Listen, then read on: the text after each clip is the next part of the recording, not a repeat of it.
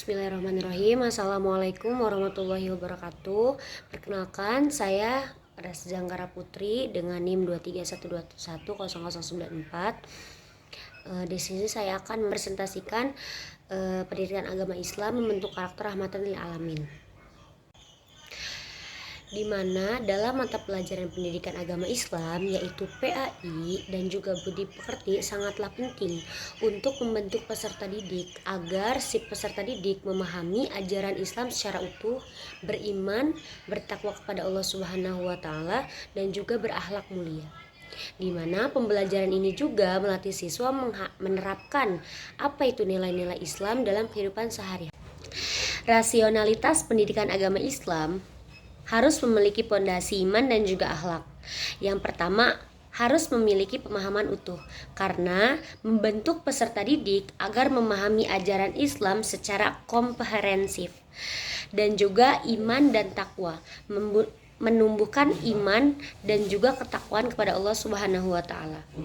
Serta akan memiliki akhlak yang mulia, mengarahkan kepada pembentukan karakter dan juga perilaku yang baik.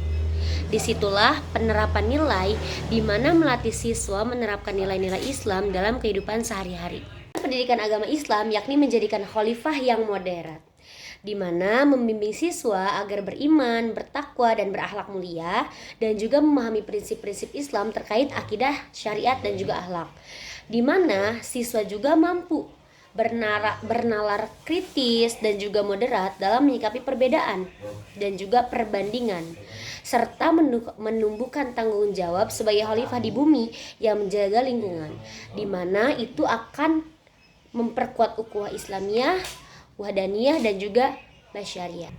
Ada beberapa karakteristik pendidikan agama Islam, yakni integrasi dan juga aplikasi, di mana mata pelajaran pendidikan agama Islam memiliki karakter integratif antara aspek pengetahuan, sikap, dan juga keterampilan.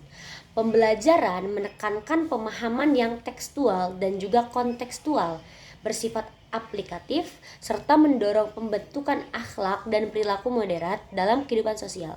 Nah, di sini memastikan bahwasannya si siswa tersebut itu bukan hanya memahami teori, namun si siswa ini mengaplikasikannya dalam kehidupan nyata, menciptakan individu yang seimbang dan juga antara intelektual dan juga spiritualnya. Ada 5 elemen utama dalam pendidikan agama Islam. Yang pertama, Al-Quran dan juga hadis, di mana di dalamnya ada dasar ajaran dan juga pedoman hidup untuk umat Islam. Yang kedua, ada akidah, yang di mana di dalamnya kita diajari yakni keyakinan dasar yang membentuk keimanan. Dan juga yang ketiga, ada yang namanya akhlak, etika dan moral dalam berinteraksi. Yang keempat, fikih, mengajarkan hukum Islam terkait ibadah dan juga muamalah. Dan yang terakhir, yang kelima, yakni sejarah peradaban Islam, di mana kita diajarkan dalam bentuk perkembangan Islam dari sepanjang masa, dari masa ke masa. Ada beberapa capaian di dalam pendidikan agama Islam. Yang pertama, ada fase A. Di dalamnya ada sekolah dasar dari kelas 1 sampai kelas 2. Pada fase A ini siswa diperkenalkan dapat memperkenalkan pada dasar-dasar Islam, yakni mengenal huruf hijaiyah, memahami rukun iman dan juga rukun Islam, berakhlak terhadap Allah Subhanahu wa taala dan juga diri sendiri, mengenal tata cara sholat dasar dan juga mempelajari kisah-kisah para nabi. Di mana fase ini tuh bertujuan untuk membangun fondasi spiritual dan juga moral sejak dini. Selanjutnya ada capaian pendidikan agama Islam fase B dan juga C. Di dalamnya itu ada sekolah dasar dari kelas 3 sampai kelas 6. Dimana kalau misalkan di fase D memahami kewajiban sholat, mengenal sifat-sifat Allah, akhlak terhadap orang tua dan guru, kisah Nabi Muhammad SAW di Mekah, memahami hari akhir, mempelajari zakat, infak dan juga sedekah, dan yang terakhir adalah kisah Nabi Muhammad SAW dalam periode. Selanjutnya ada capaian pendidikan agama Islam fase D, E dan juga F, di mana dilakukan pada siswa menengah pertama yaitu SMP dan juga siswa menengah atas yaitu SMA. Di dalam fase D yaitu terhadap siswa menengah pertama memahami ayat dan hadis tentang iman, takwa, toleransi, fikih, ibadah dan sejarah peradaban Islam. Dan juga di dalam fase E untuk SMA kelas 10 Memahami ayat tentang pergaulan bebas, pentingnya menjaga diri, serta sejarah masuknya Islam ke Indonesia. Dan yang di fase F, yakni SMA dari kelas 11 sampai kelas 12, memahami ayat tentang berpikir kritis dan moderasi, beragama, fikih muamalah dan waris, serta peran ulama dalam peradaban agama Islam per elemen fase D. Al-Quran Hadis, memahami ayat dan hadis tentang iman, takwa, toleransi, cinta tanah air, dan juga sabar.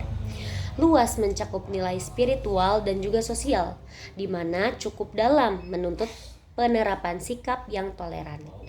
Di mana setelah itu ada yang namanya akidah, memahami rukun iman dan hal-hal yang meneguhkan iman. Cakupan konsep keimanan, dasar hingga aplikasi dalam membentuk keyakinan kuat dan juga konsisten.